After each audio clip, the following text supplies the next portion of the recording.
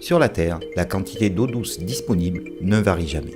Alors cette eau si précieuse pour la vie, il faut en prendre soin, avant, pendant et après l'avoir utilisée.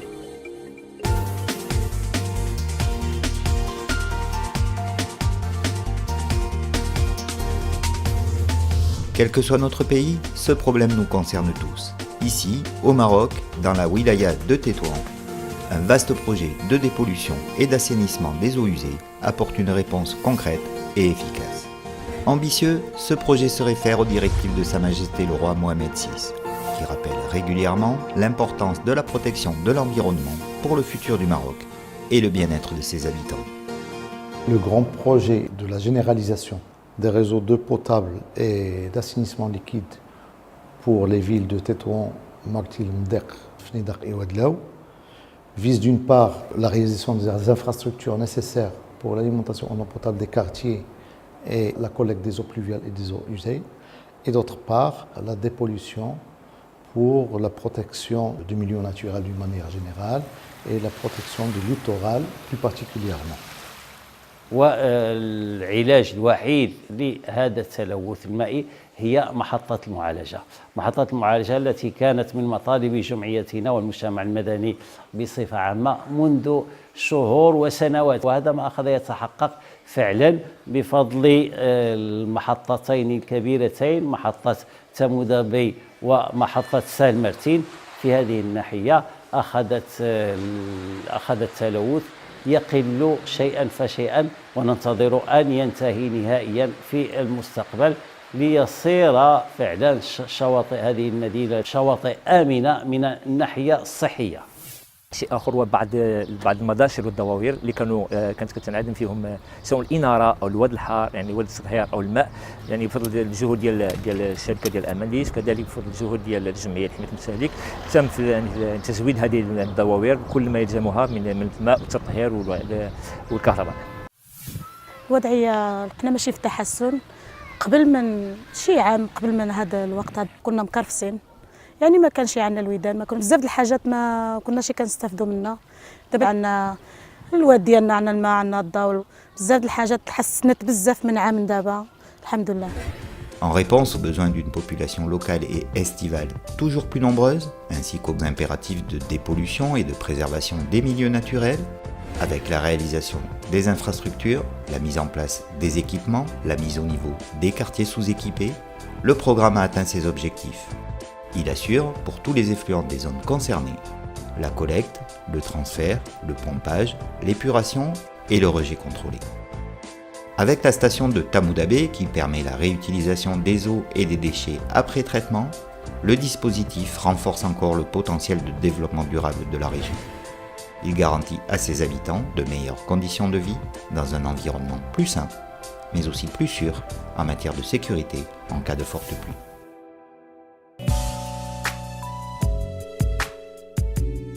Le projet globalement s'élève à 2 milliards de dirhams. 1 milliard de dirhams qui était financé directement par le contrat de la gestion déléguée et 1 milliard de dirhams financé par les pouvoirs publics grâce à l'attention particulière que porte Sa Majesté pour cette région du Nord et aux conditions de vie du citoyen dans cette zone.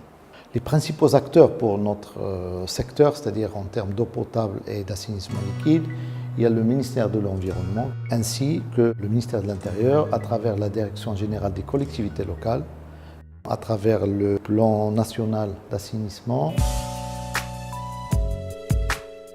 Après les années d'études et de travaux, la formation de dizaines de techniciens spécialisés, les nombreuses difficultés techniques surmontées, dont le passage sous l'oued Martil et la pose de l'émissaire marin qui impose une très haute technicité, en 2011, les infrastructures les plus importantes sont terminées. Pour la zone de Fnidek et son littoral balnéaire, une station d'épuration à Taamoudabé.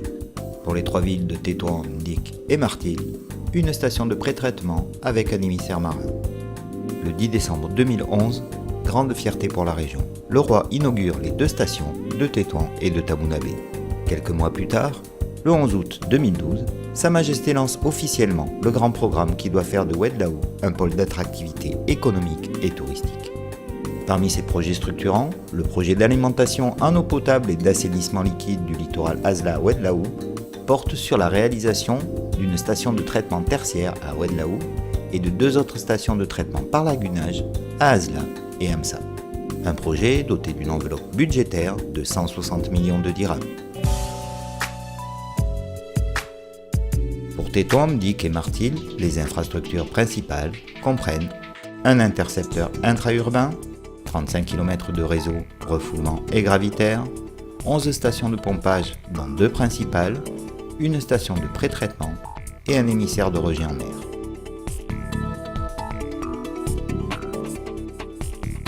Dans la station de pré-traitement, déchets solides, huile, graisse et sable sont retirés des eaux usées avant d'être stockés puis envoyés vers les décharges. Les eaux sont ensuite évacuées vers la mer via l'émissaire marin. Avec ce pré-traitement, la mer pourra plus facilement absorber et nettoyer naturellement les eaux usées sans risque de pollution pour le milieu marin et les plages du littoral. Actuellement, on refoule au maximum 50 000 m3 jour, donc à peu près on est à 50% de la capacité de la station. Pour s'assurer du bon fonctionnement de la station, en fait, des prélèvements sont effectués très régulièrement et à l'entrée, et à la sortie de la station et sur le milieu naturel, c'est-à-dire en mer. Aujourd'hui, tous les effluents de la ville de Martil, de Mdik et de Tétouan, après traitement, ils arrivent ici à la station de mise en charge, puis ils sont rejetés en mer par l'émissaire à 3 km des côtes.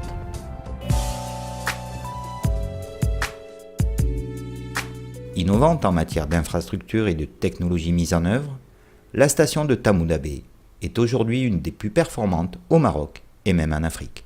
Pour le projet de dépollution de Tamoud Bey, il est composé de 8 stations de pompage, d'un réseau de collecte et d'une station d'opération.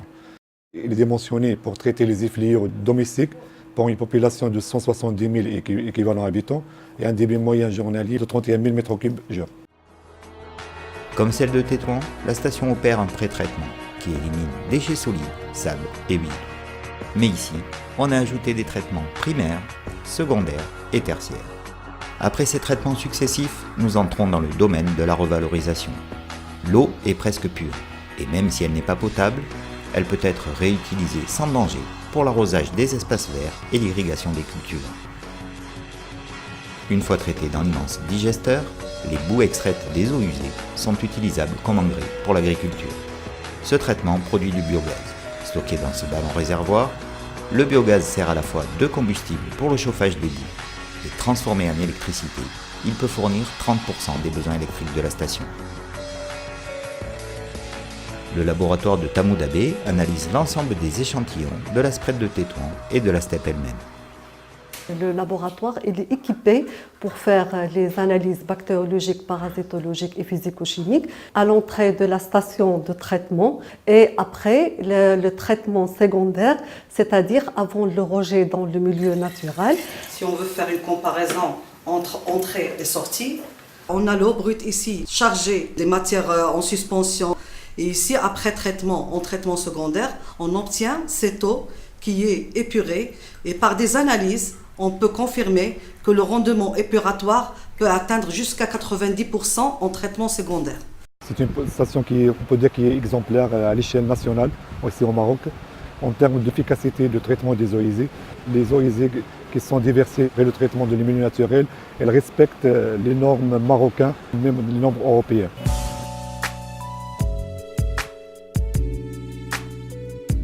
Inscrite au patrimoine mondial de l'UNESCO, la Médina de Tétouan possède son propre réseau d'eau potable, le Skondou. Donc, le projet de réhabilitation des réseaux de l'ancien Médina a fait l'objet de la convention qui vise la réhabilitation des réseaux eau potable, assainissement et Skondou. Donc actuellement on est à 80% de taux de réalisation.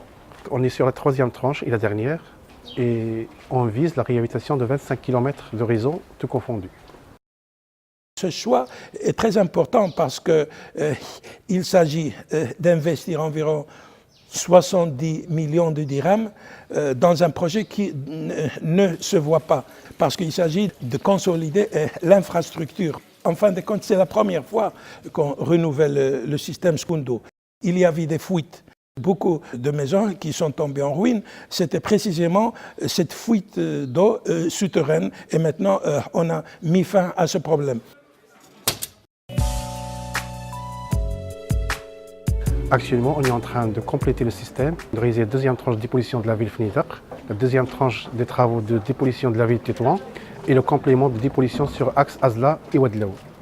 Donc c'est un programme qui vise la mise à niveau de tous les quartiers de la wilaya entre Fnidak et Ouadlaou. Aujourd'hui, les résultats sont probants. Dans tous les quartiers, pour la population, le mieux vivre est une réalité. Sur l'ensemble de la wilaya de Tétouan, 90% des zones urbanisées sont déjà équipées. Partout ailleurs, les travaux avancent et éliminent les problèmes subsistants de pollution et d'assainissement des eaux usées. Et déjà, on le voit, partout, la nature retrouve force et vigueur. Savoir-faire et expertise nous ont permis d'atteindre nos premiers objectifs. Alliés à une prise de conscience collective, ils nous assurent de gagner ensemble le challenge d'un avenir meilleur.